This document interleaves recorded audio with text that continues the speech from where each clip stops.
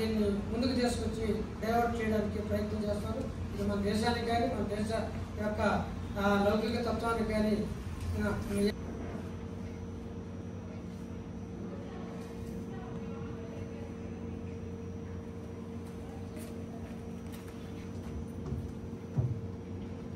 కాపాడుకుందాం కాశ్మీర్ని, కాపాడుకుందాం కాశ్మీర్ని, వర్ధిల్లాలి లౌకిక తత్వం, వర్ధిల్లాలి లౌకిక తత్వం, వర్ధిల్లాలి మతోన్మాద రాజకీయాలు. కార్పొరేట్ సంస్థలతో కలిసి ఈ మొత్తం అమెరికాని నేను ఉద్ధరించేస్తాను, ఇది విదేశాల నుంచే వచ్చిన ప్రమాదం అమెరికా ప్రజలకు వచ్చిందని చెప్పి అక్కడ ఒక రకమైన వ్యతిరేకతని రెచ్చగొట్టిన పరిస్థితి మనం చూసాం. ఆయన జనవరిలో అధికారంకి వచ్చిన వెంటనే మొత్తం ముఖ్యంగా అనేక దేశాల నుంచి అక్కడ ఉపాధి పొందుతున్న వారిని, చదువుకుంటున్న వాళ్ళందరూ కూడా చాలా అత్యంత అవమానకరంగా, ఖైదీల కన్నా హీనంగా వారిని సంఖ్యలు వేసి యుద్ధ విమానాల్లో ఆ దేశాలకు పంపించిన మర్చిపోక ముందే నేను దేశంలో మొత్తం మా దేశంలో ఉద్యోగాలు కాపాడాలా, యువతకంతా ఉద్ధరించాలా, ఐఆమ్ ఫర్ వైట్స్ అని చెప్పేసి పద్ధతుల్లో వ్యవహరించి మొత్తం ప్రపంచ దేశాలన్నింటి మీద కల్పించే పద్ధతుల్లో ట్రంప్ వ్యవహారం చేయగలిగింది.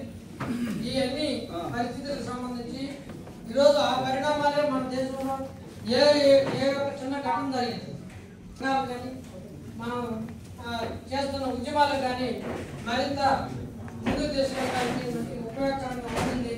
వాటిని మనం వ్యవహరిస్తున్నా ఇక్కడ లోపల ఏదో మనం ముందుకెళ్ళగలం అనుకుంటే అది పరిమితంగానే ఉంటుంది. ఆ ఉద్దేశంగా మన రాష్ట్ర ఆల్ ఇండియా ప్రధాన కార్యదర్శి మనం అవగాహన కల్పించడానికి సదస్సు ఏర్పాటు చేయాలనే ఉద్దేశంతో ఈరోజు ఈ అంశం మీద చర్చ.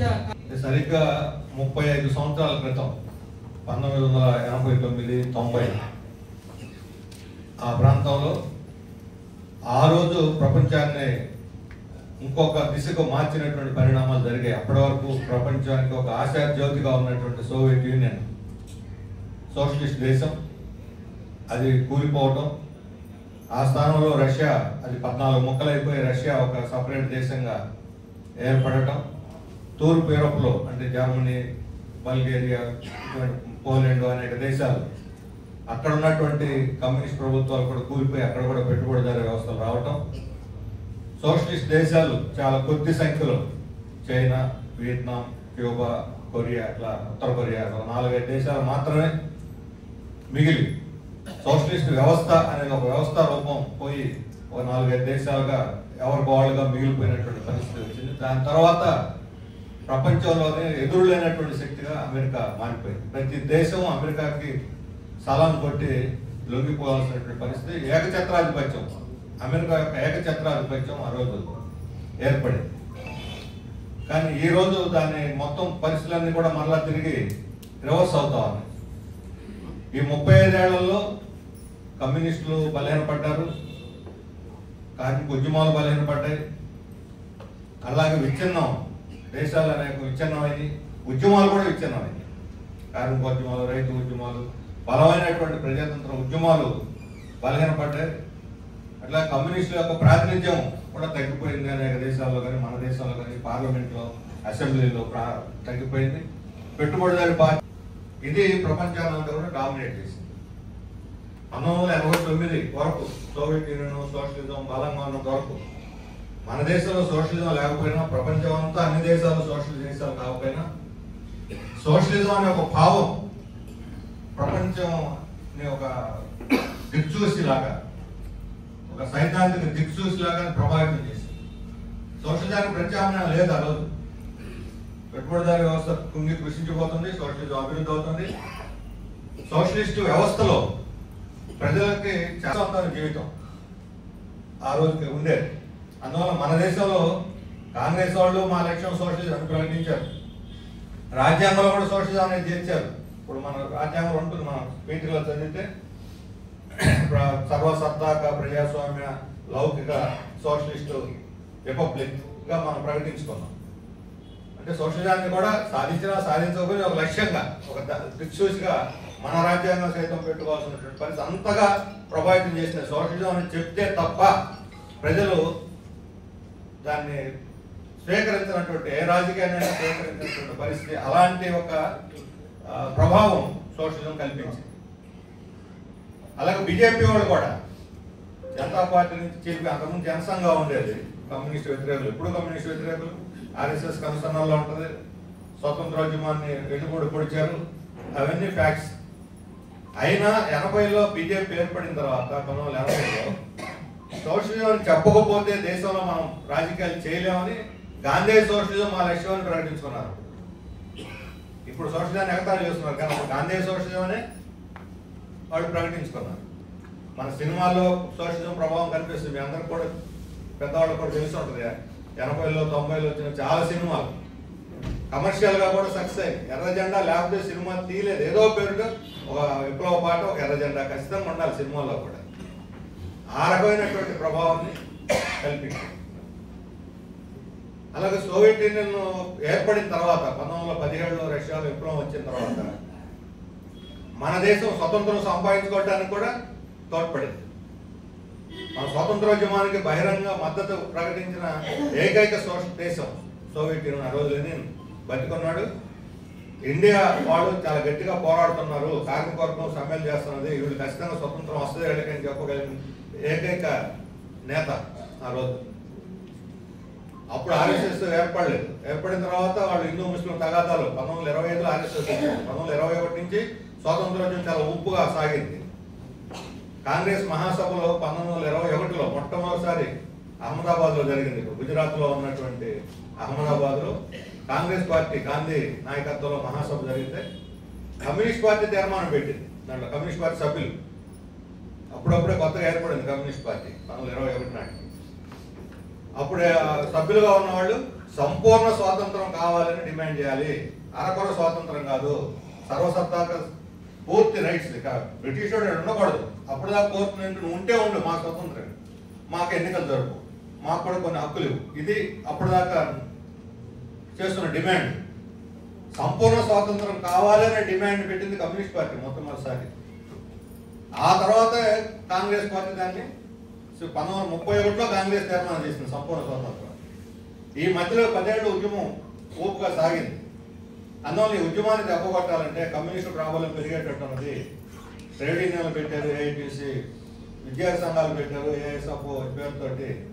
ఇట్లా ప్రజా సంఘాల ద్వారా ప్రజల్ని చైతన్యవంతం చేసి బ్రిటిష్ వాళ్ళని కంప్లీట్ గా పారదోలేదానికి కమ్యూనిస్ట్ పార్టీ కాంగ్రెస్ స్థానాన్ని కమ్యూనిస్ట్ పార్టీ వచ్చేటట్టు ఉన్నది అని భయపడినటువంటి బ్రిటిష్ వాళ్ళు ఈ ఉద్యమాన్ని ఎలాగైనా చేల్చాలి, ప్రజలు ఐక్యం కాకూడదు, దానికి వాళ్ళు ఎంచుకున్నటువంటి గొప్ప మార్గం హిందూ ముస్లిం విభజన.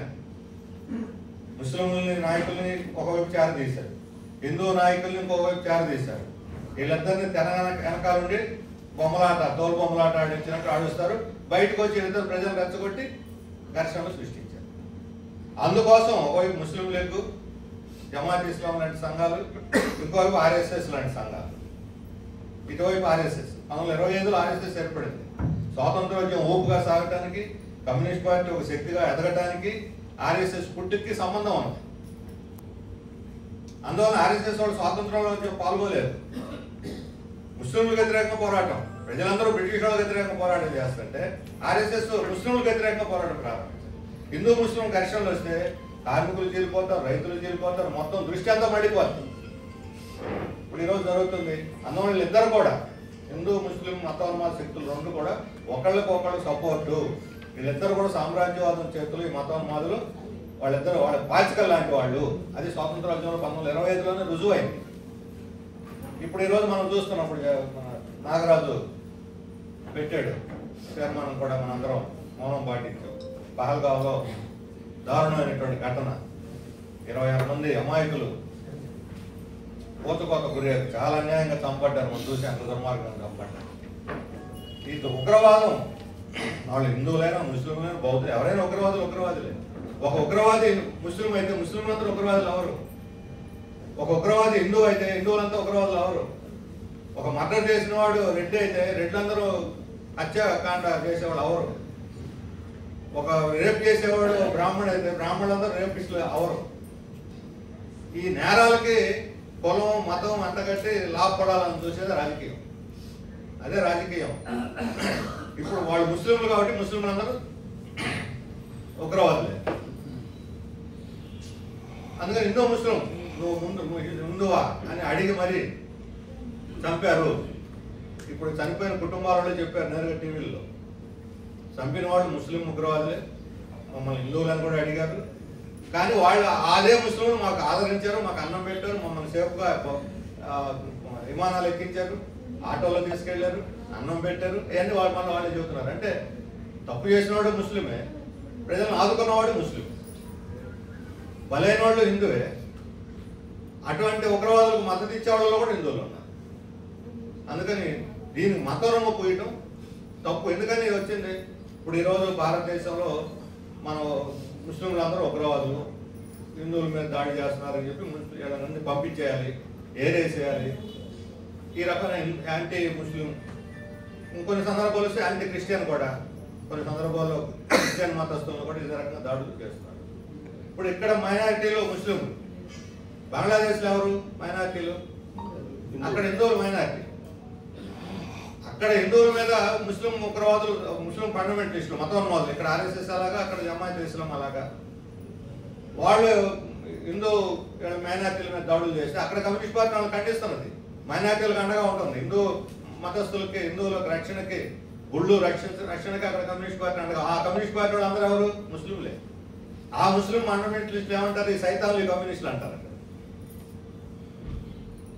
ఇప్పుడు అమెరికాలో చాలా మంది చదువుతున్నారు, ప్రతి సంవత్సరం 2 లక్షల మంది పోతున్నారు ఆంధ్ర నుంచి, అనేక రాష్ట్రాల నుంచి లక్షలాది మంది చదువుకుంటున్నారు భారతీయులు.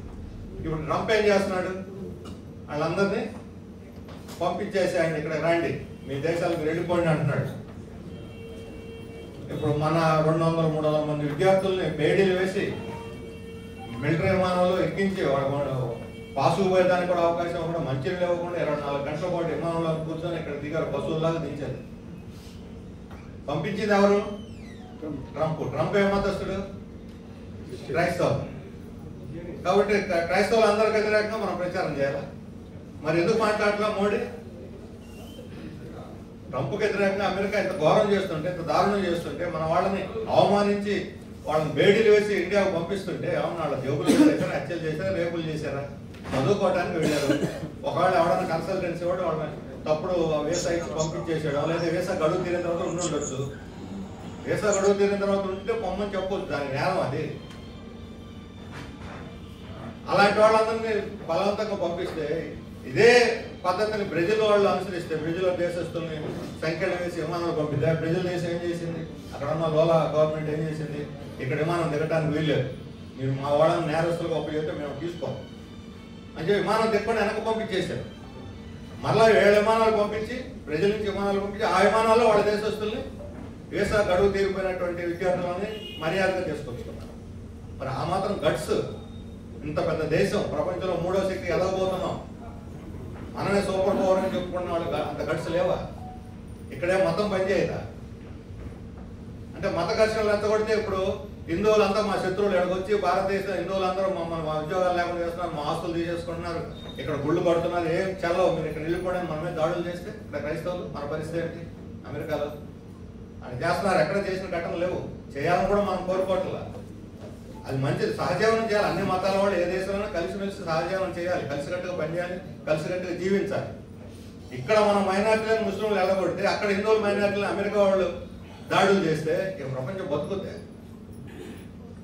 కానీ ఒక దేశానికి వ్యతిరేకంగా మాట్లాడి ఇంకో దేశాన్ని మీద మాట్లాడకపోతే, అమెరికా పెద్ద దేశం, బలమైన దేశం, అందుకని నేను మాట్లాడినానంటే అదేమన్నా గొప్ప పని?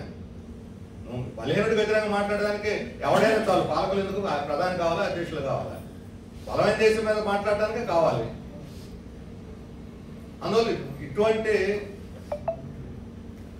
మత విభజన స్వాతంత్రోద్యమ కాలంలోనే ఆ రోజు చేసుకొస్తే, దాన్ని వెనక్కి నెట్టేసి స్వాతంత్రోద్యమాన్ని ముందుకు తీసుకురావడంలో కమ్యూనిస్ట్ పార్టీ ఆ రోజు కృషి చేసిన, దానికి కారణం మన స్వాతంత్రోద్యమం రావడానికి ప్రధానమైనటువంటి కారణం, జయప్రదం కావడానికి సోషలిజం బలపడటం. రష్యాలో బలపడిన సోషలిజం 2వ ప్రపంచ యుద్ధంలో హిట్లర్ని ఓడించి పెట్టుబడిదారు వ్యవస్థను మొత్తం సామ్రాజ్యవాదం బలహీనపడిపోయింది. బ్రిటిష్ వాడే మనం ఉండలేము, పరిపాలన చేయాలనే స్థితికి వచ్చాడు. బ్రిటన్ బలహీనపడిపోయింది, సోవియట్ యూనియన్ బలపడింది.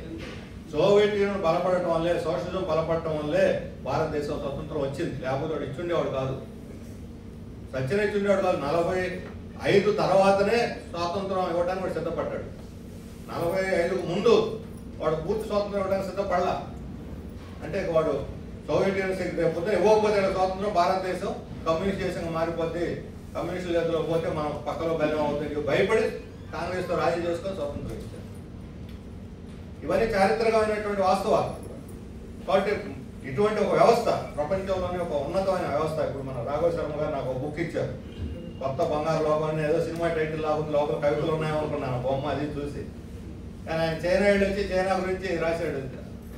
అంతకుముందు సోవియట్కు పోయిన వాళ్ళు అలాగే చాలా మంది 1919లోనే మన దేశంలో మన తెలుగు గడ్డ మీద ఉన్నవ లక్ష్మీనారాయణ అనే ప్రముఖ రచయిత, స్వాతంత్రోద్యమం స్వతంత్ర సమరయోధుడు కూడా ఏలుపడి వచ్చాడు. నాకు అనిపిస్తుంది మాలపల్లె.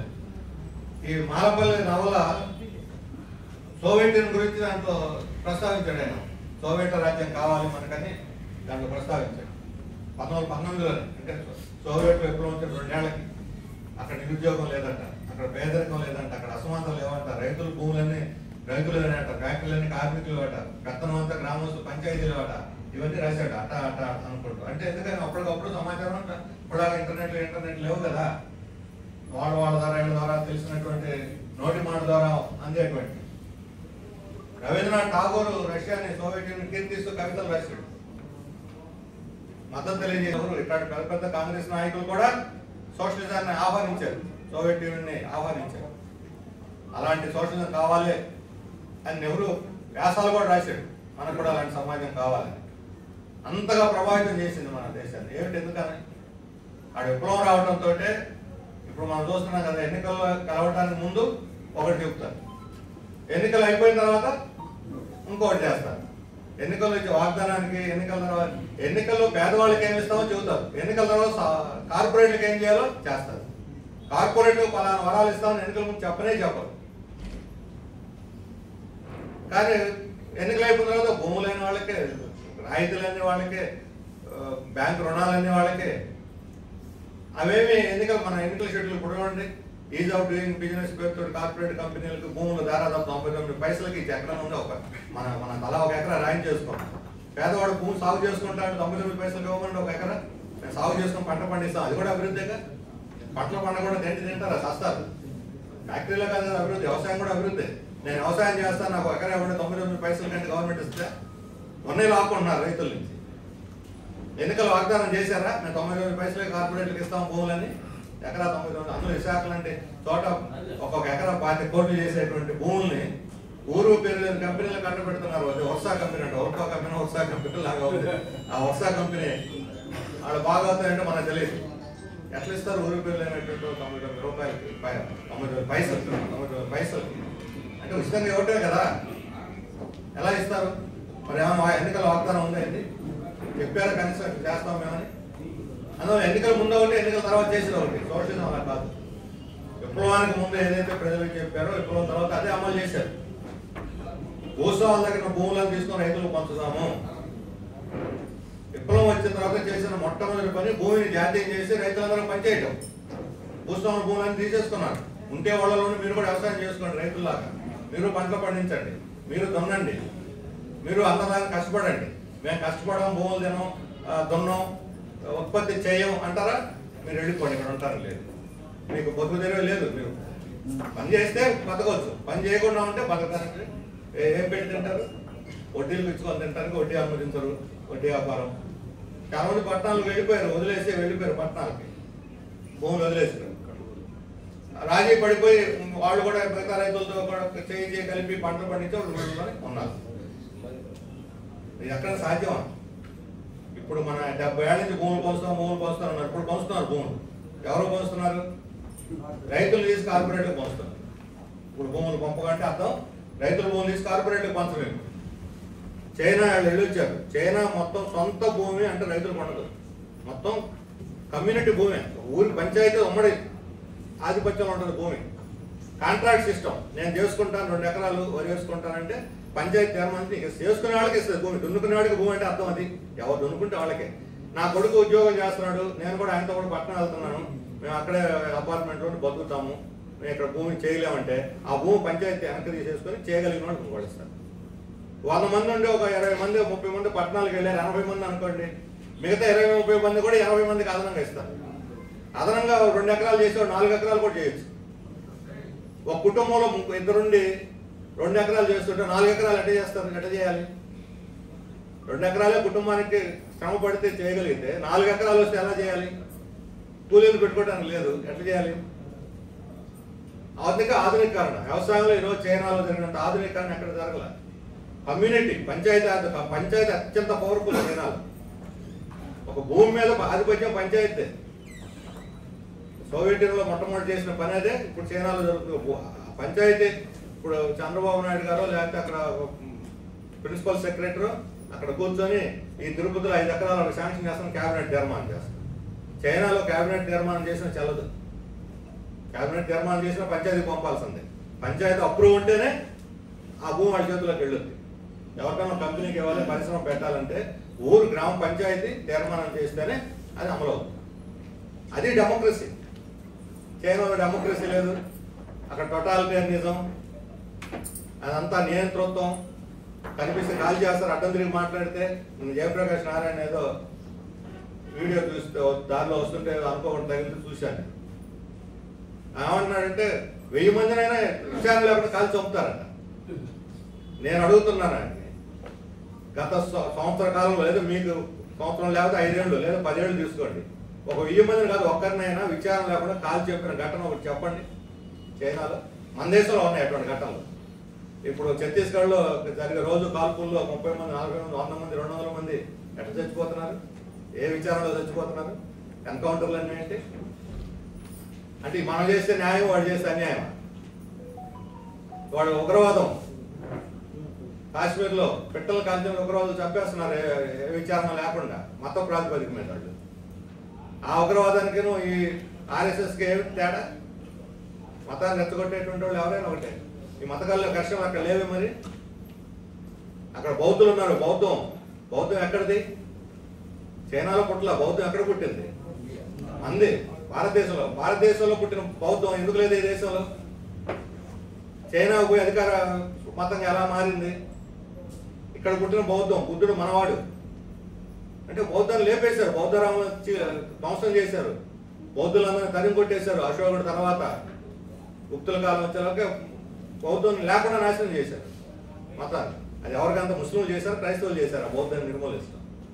అదే బౌద్ధం చైనాలో ఉంది, థాయిలాండ్లో ఉంది, లేకపోతే వియత్నాంలో ఉంది, ఇతర దేశాలు పక్కన ఉన్న బంగ్లాదేశ్, శ్రీలంకలో ఉంది. మరి మన దేశంలో లేకుండా పోయింది. ఎవరు బాధ్యులు దీనికి? అందుకని ఎప్పుడో 500 సంవత్సరాలు 400 సంవత్సరాల క్రితం ఇప్పుడు ఎంత దారుణం అంటే ఈ వారణాసిలో అనుకుంటా, వారణాసి కాదు నాగపూర్లో ఔరంగజేబు సమాజం దీన్ని కూడా లేపేయాలని మొదలుపెట్టారు ఆర్ఎస్ఎస్ వాళ్ళు. దాని మీద పబ్లిక్ నుంచి వ్యతిరేకత వచ్చేసరికల్లా మళ్ళీ ఆర్ఎస్ఎస్ నాయకత్వం బయటకు వచ్చి ఇట్లాంటి వివాదాలు చేయబోకండి అని మళ్ళీ వాళ్ళు అదుపు చేశారు. టెస్టింగ్ పెడతారనమాట. ముందు 4 చేత అనిపిస్తారు. సానుకూలత వస్తుందంటే ప్రొసీడ్ అవ్వమంటారు, సానుకూలత రాదంటే బహిరంగ వద్దు అని చెబుతారు, తప్పు అని చెబుతారు. జనం రెండు మత స్వేచ్ఛ. సోవియట్ యూనియన్లో కానీ ఇప్పుడు చైనాలో కానీ మత స్వేచ్ఛ ఉన్నది, మత ఉన్మాదం లేదు. మత స్వేచ్ఛ అంటే ఏంటి? నీ దేవుడు నువ్వు పూజించుకో, నీ గుడికి నువ్వు పోవచ్చు, నీ పద్ధతులు నువ్వు అనుసరించవచ్చు, నీ డ్రెస్సును వేసుకోవచ్చు, నీ తిండి నువ్వు తినొచ్చు. ఒక ఆయన నేను వెజిటేరియన్ అంటారు, నేను పప్పు తప్పు వేరే తిన్నాను, నీ ఇష్టం. కూరగాయలు పప్పు. ఇంకో ఆయన మాంసం తింటానంటాడు, ఇంకో ఆయన గొడ్డు మాంసం తింటానంటాడు. ఎవరి ఇష్టం వాళ్ళది. ఈరోజు అనేక ఆహారం అలవాట్లు ఉన్నాయి భారతదేశం. ఒకటి కాదు, 100 రకాల ఆహారం అలవాట్లు ఉన్నాయి. ఒక ఆయన రోజు నాన్ వెజిటేరియన్ తింటాడు, శనివారం మాత్రమే తినను అంటాడు. అది ఆయన పద్ధతి. వాళ్ళు కాదు నువ్వు శనివారం కూడా తినాలి, నాన్ వెజిటేరియన్ కాబట్టి మనం ఏమన్నా చదువుదామా? లేదు శనివారం తినవు కాబట్టి మిగతా రోజులు కూడా తినబాకందామా? వాళ్ళ ఇష్టం. డ్రెస్ వాళ్ళ ఇష్టం, తిండి వాళ్ళ ఇష్టము. తిండి వాళ్ళ ఇష్టం. నరమాంసం తినమని కాదు, నరమాంసం తినే వాళ్ళు వేరే వాళ్ళు ఉన్నారు, ఆ జాతి వాళ్ళు వేరే వాళ్ళు ఉన్నారు. ఇటువంటి స్థితి మత స్వేచ్ఛ, సాంస్కృతిక స్వేచ్ఛ. ఈ సాంస్కృతిక స్వేచ్ఛ, మత స్వేచ్ఛ 100కి 100 రూపాయలు కమ్యూనిస్ట్ దేశాల్లో ఉంది. ప్రజాస్వామ్యం ఉంది. పంచాయతీకి అధికారం అంటే ప్రజలకు అధికారం, నిజమైనటువంటి అధికారం. ఈరోజు పంచాయతీ రోడ్డు వేయాలంటే హైదరాబాద్ చుట్టూ, అమరావతి చుట్టూ తిరగాలి మనం. ఆఫీసుల చుట్టూ తిరగాలి, కలెక్టర్ల చుట్టూ తిరగాలి, మంత్రి ఎమ్మెల్యే ఆమోదం లేకపోతే అంతకుముందు వైఎస్ఆర్ గెలిచిన తెలుగుదేశం అవుతాడు, తెలుగుదేశం గెలిచి అది వైఎస్ఆర్ అయితే వైఎస్ఆర్కి వెళ్ళిపోతాడు. పంచాయతీలు ఎందుకు వెళ్ళిపోతారంటే మాకు నిధులు కావాలి కదా పంచాయతీకి. ఇదే ప్రజాస్వామ్యం. ప్రజలు ఎన్నుకున్నటువంటి ఒక సర్పంచ్ రాష్ట్ర ప్రభుత్వం అండలేకపోతే పైసా కూడా పని చేయలేడు. చైనాలో అయితే కమ్యూనిటీ అంటారు వాళ్ళ భాషలో, చైనీస్ భాషలో. అది సర్వాధికారి. అత్యధిక లోకల్ ఈ పై ప్రభుత్వాలన్నీ కూడా జనరల్ విధానాలు, ఆర్థిక విధానాలు, విదేశాంగ విధానం, మిలిటరీ విధానం, లేదా కరెన్సీ విధానం, ఇటువంటివన్నీ రూపొందిస్తారు ప్రధానంగా. అందువల్ల దేశం బలంగా ఉంది. అక్కడ కింద ప్రజలకు అధికారం ఇస్తేనే దేశం బలంగా ఉంటుంది. 30 ఏళ్లలో అమెరికా 200 సంవత్సరాలు సాధించినటువంటి అభివృద్ధిని చైనా 30 సంవత్సరాలు సాధించింది. ఎలా సాధ్యమైంది? ఒకటే ఒక కారణం, ప్రజల భాగస్వామ్యం, పరిపాలనలో భాగస్వామ్యం, ఆర్థిక వ్యవస్థలో భాగస్వామ్యం, సాంస్కృతిక విషయంలో భాగస్వామ్యం. ఆ నిజమైన స్వేచ్ఛ స్వాతంత్రాలు సోషలిజంలోనే ఉంటాయి అనేది అక్కడ రుజువైంది. ఇప్పుడు సోవియట్ యూనియన్లో చదువు ఉంది, ఇప్పుడు కూడా చైనాలో అయినా 12వ తరగతి వరకు ప్రభుత్వానికి బాధ్యత. ఆ తర్వాత మనం చదువుకుంటానికి చదువుకోవచ్చు. ఉచితం, విద్య అనేది ఉచితం, నీ హక్కు. మనకు కూడా విద్యా హక్కు చట్టం ఉంది. కమ్యూనిస్ట్ బలంగా ఉన్నప్పుడు యూపీఏ ప్రభుత్వం చేయించాం దాన్ని, కానీ అమలు చేయటం లేదు. హక్కుగా లేదు. ఇప్పుడు ఎవరు హక్కుగా ప్రైవేట్ ఇన్స్టిట్యూషన్లో పోయి ప్రభుత్వ స్కూళ్ళని నాశనం అయిపోతుంటే హక్కు ఉన్న ఉపయోగం రాజ్యాంగంలో హక్కు చేర్చిన. మొత్తం నూతన విద్యా విధానం పేరుతో ప్రభుత్వ స్కూళ్ళని విలీనాలు చేసి ఉన్న స్కూళ్ళు లేకుండా చేస్తున్నారు. మన గ్రామ స్థాయిలో చాలా చోట్ల ఓళ్ళల్లో మా స్కూల్ బడిని, మా బడిని మాకు కాపాడండి అని ఆందోళన చేస్తున్న పరిస్థితి, తల్లులు తండ్రులు ఆందోళన చేస్తున్న పరిస్థితి వస్తున్నాం. అంగన్వాడీ తీసుకుపోయి అంగన్వాడీ 1-2 తరగతుల్ని కలిపేసి 3-4 వేలు చేస్తున్నారు. అంగన్వాడీ ప్రీ స్కూల్ 1-2 తరగతులు అంతా ఫౌండేషన్ అని పెట్టి చేసేస్తున్నారు. 3వ తరగతి నుంచి 10వ తరగతి దాకా ఒక స్కూల్ చేస్తారు. 3వ తరగతి పోయి 10th క్లాస్ అన్నతోటి లేదా అక్కతోటి కలిసిమెలిసి ఉండాలి. వయసులు ఇచ్చి చూసినా 1 నుంచి 5 దాకా ఒక రకం ఉంటారు, 6 నుంచి 10 దాకా ఒక రకం ఉంటారు గ్రేడ్.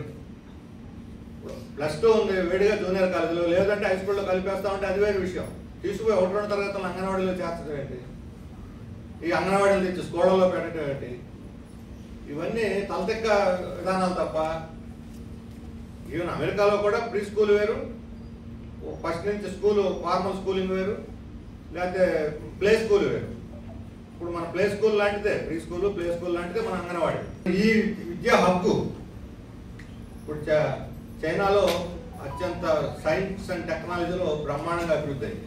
అమెరికా ఉన్న తలదనే విధంగా ఇప్పుడు మనం ఆర్టిఫిషియల్ ఇంటెలిజెన్స్ అంటున్నాం. ఆర్టిఫిషియల్ ఇంటెలిజెన్స్లో చైనా చూసి డీప్ సీక్ అని వచ్చింది. అమెరికా వాడు గూగుల్, మైక్రోసాఫ్ట్ ఇలాంటి కంపెనీలు నడిపోతున్నాయి. మన పత్రికలు కూడా రాసిన డీప్ సీక్ ఎలా డెవలప్ అయింది, ప్రభుత్వ ప్రోత్సాహంతో అభివృద్ధి అయిందని అందరూ రాస్తున్నారు. మరి మనం ఎందుకు అభివృద్ధి కాలేకపోయాం? ఇక్కడ సైంటిస్టులు ఏమయ్యారు, ఇక్కడ ఇంజనీర్లు ఏమయ్యారు, ఇక్కడ డాక్టర్లు ఏమయ్యారు? వాళ్ళందరూ ఉంటే కార్పొరేట్ హాస్పిటల్, లేకపోతే అమెరికా, యూరోప్, ఎక్కడ ఆదాయం వస్తే అక్కడికి. ప్రజలకు సేవ చేసేది లేదు. కానీ అదే సోవియట్ యూనియన్లో, చైనాలో కానీ వైద్యం ఉచితం. వైద్యం కూడా ఆరోగ్యాన్ని కాపాడుకునే హక్కు. డాక్టర్లకి మనలాగా లక్షల జీతాలు ఉండకపోవచ్చు, కానీ వాళ్ళ చదువు బాధ్యత పూర్తిగా ప్రభుత్వం తీసుకుంటుంది కాబట్టి వాళ్ళు సేవ చేయాలి సమాజానికి. వాళ్ళు బతకాలి, సమాజానికి సేవ చేయాలి.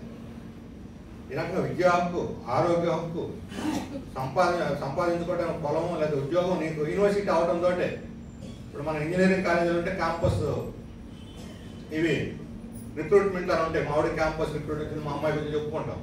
ఈ సంవత్సరం పరిస్థితి అంటే మన రాష్ట్రంలో ఈ కాలేజీలు అన్నింటిలో 2000 మందిని కంపెనీలు క్యాంపస్లో రిక్రూట్ చేసుకుంటే పెద్ద పెద్ద కాలేజీల్లో ఇప్పటి వరకు వాళ్ళకి ఇచ్చిన అపాయింట్మెంట్ ఆర్డర్లు 200 మందికి మాత్రమే. 2 లక్షల మంది ఇంజనీరింగ్ గ్రాడ్యుయేట్ బయటకు వస్తారు 4 ఏళ్ళు అయిపోయి, ఫైనల్ ఇయర్ అయిపోయాక. ఇందులో 2000 మంది క్యాంపస్ రిక్రూట్మెంట్ ఇచ్చారు. ఈ 2000 మందిలో 200 మందికి మాత్రమే అపాయింట్మెంట్ ఆర్డర్లు ఇచ్చారు ఉద్యోగాలు. అది కూడా గ్యారెంటీ లేదు. గవర్నమెంట్ యాజమాన్యాలు మా క్యాంపస్లో ఎక్కువ ఉద్యోగాలు వస్తాయంటే మళ్ళీ ఎక్కువ మంది చేస్తారని ఆ కంపెనీ ఈ కంపెనీ పట్టుకొస్తారు. కన్సల్టెన్సీ వాడు ఇస్తాడు, 3 నెలలు జీతం ఇచ్చిన తర్వాత నీకు ప్రాజెక్ట్ లేదు వెళ్ళిపోమంటారు. ఇంతకుముందు బెంచ్ మీద కూర్చోబెట్టాడు, బెంచ్ కూడా లేదు వెళ్ళిపోమని చెబుతున్నారు. ఉద్యోగం వచ్చిందని కనిపిస్తుంది, పోయింది మనకు కనపడదు. ఈరోజు వర్క్ ఫ్రమ్ హోమ్ అని అంటున్నారు. వర్క్ ఫ్రమ్ హోమ్ అనేది చాలా పెద్ద దోపిడీ. దానికి టైమింగ్స్ ఉండవు, రాత్రి ఉండదు, పగలు ఉండదు. నీ కరెంటు నువ్వే, నీ బల్ల నీదే, నీ కంప్యూటర్ నీదే. ఎప్పుడు తింటూ మధ్యలో కాలు వస్తే లేదు వాళ్ళు చెప్పుకుంటూ వెళ్ళిపోవాలి. ఇది ఒక వర్క్ ఫ్రమ్ హోమ్. మీ ఎవరైనా పిల్లలు ఇళ్ళ దగ్గర ఉంటే వాడు వేరే రూమ్ ఒకటి పెట్టుకొని బందికాన స్వయం సెల్ఫ్ జైలు, దాని సెల్ఫ్ జైలింగే. వర్క్ ఫ్రమ్ హోమ్ అంటే సెల్ఫ్ జైలింగ్, స్వీయ నిర్బంధం అంతే. స్వీయ నిర్బంధం, పోలీసు ఎవరు అక్కర్లేదు, స్వీయ నిర్బంధం వర్క్ ఫ్రమ్ హోమ్ అంటే. ఇప్పుడు చంద్రబాబు నాయుడు గారు ఏమంటారంటే మీకు ఫెసిలిటీ కల్పిస్తాం, ప్రతి నియోజకవర్గానికి ఒక కోవర్కింగ్ స్టేషన్ పెడతాం అంటే ఇటువంటి ఒక బిల్డింగ్ తీసుకొని స్టేషన్లో కట్టేసి ఆడొక ఇంటర్నెట్ కనెక్షన్ ఇస్తాం, నీ ల్యాప్టాప్ పోయి ఆ కనెక్షన్ పెట్టుకుని అక్కడ కూర్చొని పనిచేస్తాం. ఒక క్యాంటీన్ పెడతారు, డబ్బులు కట్టి క్యాంటీన్లో. ఇప్పుడే ఇంట్లో అక్కో చెల్లో అమ్మ ఎవరో ఒకరు తెచ్చిస్తారు టీ, రేపు వాడికి క్యాంటీన్లో డబ్బులు పెట్టి కొనుక్కోవాలి టీ కూడా. వ్యాపారం, ఈ డెవలపర్కి వ్యాపారం, కన్స్ట్రక్షన్ చేసినటువంటి వ్యాపారం, పార్కింగ్ వాడికి వ్యాపారం, ఇవన్నీ జరుగుతాయి. దీనివల్ల ఎంప్లాయ్మెంట్ వస్తుంది కదా అంటారు. ఎంప్లాయ్మెంట్ వస్తుంది, పార్కింగ్ దగ్గర ఉండేవాడు పాట పాడుకుంటాడు, అక్కడ కాపలా పెడతారు, వాడు 5,000 6,000 ఇస్తారు. ఇవి వచ్చే ఉద్యోగం. ఇవి అందుకే అందరూ ఇప్పుడు సర్వేలు చేస్తున్నారు మన ఇళ్ళ దగ్గర. ఈ సర్వేలు చేసే అన్నీ ఏంటి, మీరు నిరుద్యోగం ఏంటి, 1,50,00,000 మంది తేలేరంట. మన పత్రికలో రాశారు ఈనాడులో, దీంట్లో 1,50,00,000 మంది. మరి వీళ్ళందరికీ అక్కడిది ఏ ఉద్యోగాలు, ఈ తోటమాల ఉద్యోగాలు, ఇవి కూడా ఏదైనా పరిశ్రమ పెడితే ఉద్యోగాలు అంటే బీహార్ నుంచో జార్ఖండ్ నుంచి తెస్తారు. అక్కడ ఏదైనా పరిశ్రమ పెడితే ఆంధ్ర నుంచే తెలంగాణ నుంచే తీసుకుపోతారు. ఇక్కడ వాళ్ళు అక్కడికి, అక్కడ వాళ్ళు ఇక్కడ. వీళ్ళైతే గుడి జాగ్రత్త చేస్తారు. ఒక చోట నుంచి ఇంకో చోటకు పోయిన వలస కార్మికులు అయితే అక్కడ రేపుల షెడ్యూల్లో వాటిల్లో ఎండకి తట్టుకొని నిలబడి ఒక్కళ్ళే ఉంటారు, భార్య బిడ్డలు ఉంటారు, అక్కడ వదిలేసిపోతారు. తినక సంపాదించుకొని ఇంటికి పంపి పిల్లల్ని చదివించుకోవాలి, లేదా ఒక ఎకరా కొనుక్కోవాలి అనేటువంటి ఆశతోటి పోతారు. వాళ్ళని పిండేస్తారు రక్త మాంసాలు. వలస విధానం అనేది రక్త మాంసాలు పిండేటువంటి పరిశ్రమ, మనుషులతో జరిగే పరిశ్రమ. మరి ఈ రకమైన ఎంప్లాయ్మెంట్ లేదు. కానీ ఎంతమందికి ఉద్యోగాలు ఇస్తారు? వచ్చిన 1934 అంటే విప్లవం వచ్చిన 17 సంవత్సరాలకి, 1934లో ఆఖరి ఎంప్లాయ్మెంట్ ఎక్స్చేంజ్ మూసేశారు. ఇక నాకు ఉద్యోగం కావాలని దరఖాస్తు పెట్టుకునే అవసరమే లేదు. 17 సంవత్సరాల్లో నిరుద్యోగ సంవత్సరం పూర్తిగా పరిష్కరణ చేసింది సోవియట్ యూనియన్.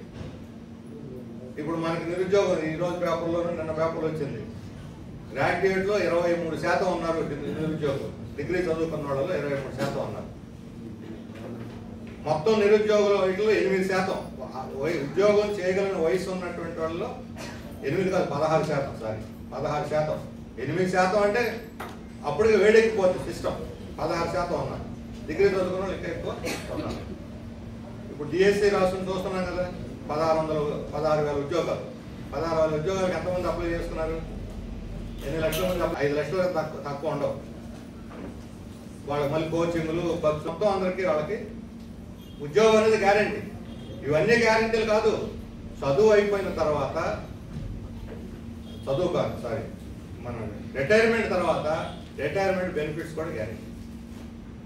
నీకు ఆ వయసులో ఆరోగ్యం, ఆ వయసులో తిండి, ఏమన్నా వృద్ధాప్యాశ్రమం చేస్తాను ఎవరు లేరు ఇంటి దగ్గర అనుకుంటే అది కూడా ప్రభుత్వాలు నిర్వహిస్తాయి. చనిపోయిన తర్వాత అంత్యక్రియలు కూడా గ్యారంటీ. గౌరవప్రదమైన అంత్యక్రియలు కూడా ప్రభుత్వం గ్యారంటీ ఇస్తుంది. నా ఏమవుతుందో, నా శవం చచ్చిన కొడుకు కూతురు పట్టించుకుంటారో లేదని భయంతో ఇప్పుడే వీలునామాలు రాసి పెట్టాలని చాలా మంది చూస్తున్నాం. పలానా ఎకరా నా కోసం ఉంది, అది అమ్మి నాకు అంత్యక్రియలు చేయండి అనేవాళ్ళు ఉన్నారు. బ్యాంక్ అకౌంట్ ఉంది, డ్రా చేసి ఎవరో ఒకరికి నామినీ పెట్టి. కొంతమంది అయితే సమాధి కడతాడు లేదు కొడుకుని ముందే సమాధి కట్టించుకొని ఇక్కడే బొట్టు పెట్టారన్నారు కూడా ఉన్నారు.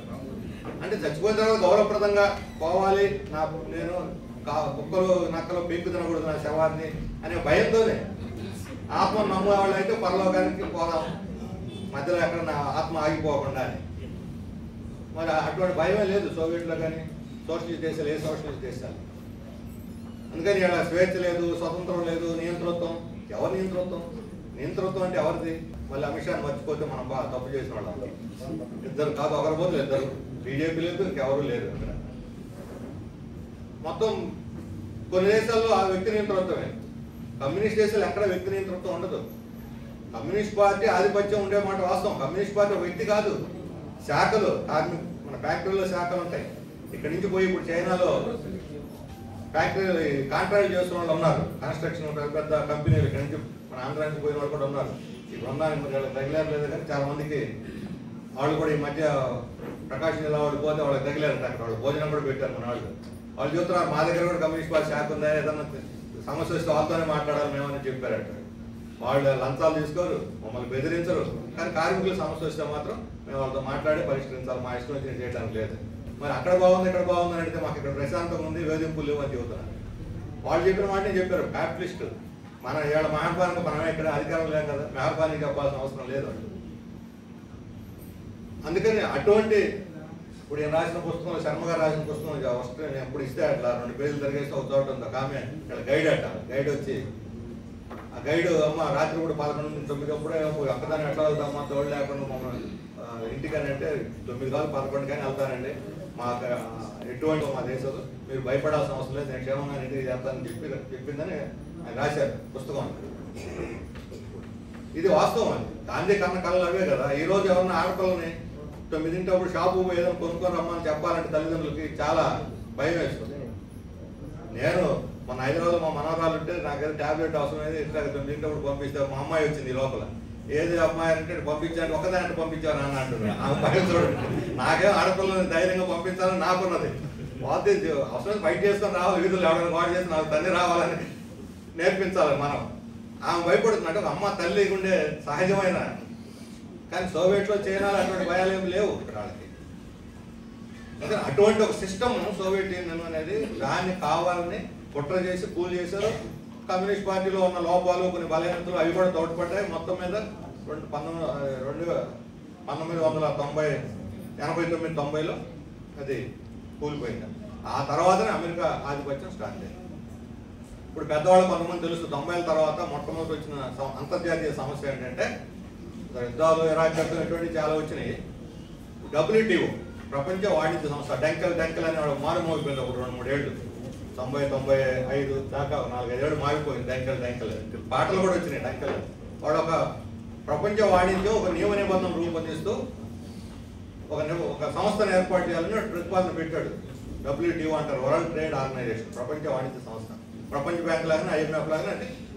అంటే ఆ నియమ నిబంధన ఏ దేశం ఏ వస్తువుని ఎక్కడికి ఎగుమతి చేస్తే ఎంత సొంతం ఉండాలి, దిగుమతి చేసుకుంటే ఎంత సొంతం ఉండాలి, కామన్ ఎవరికి ఎక్కువ. ఏ ప్రభుత్వాలు ఇష్టానుసారం మేము అమెరికా నుంచి ఇంత దిగుమతి చేసుకోం, ఇంత పన్ను వేస్తామని ఇండియా అంటే కుదరదు, మీకు ఇష్టం లేకపోతే దిగుమతి చేసుకోవాల్సిందే, ఇంత పన్ను వేయాల్సింది, ఇంతకు మించి వేయడానికి లేదు దిగుమతి మీద, ఎగుమతి మీద ఇంతకు మించి మీరు సబ్సిడీ ఇవ్వడానికి వీలు లేదు అని నిబంధనలు పెట్టేసి, ఆ నిబంధనలు తప్పు, మనం నష్టం చేస్తాయి, మనం సంతకం పెట్టద్దు దీని మీద అని ఆ రోజు మన రైతు సంఘాలు కాల్ చేసి వామపక్షాలు వ్యతిరేకించింది.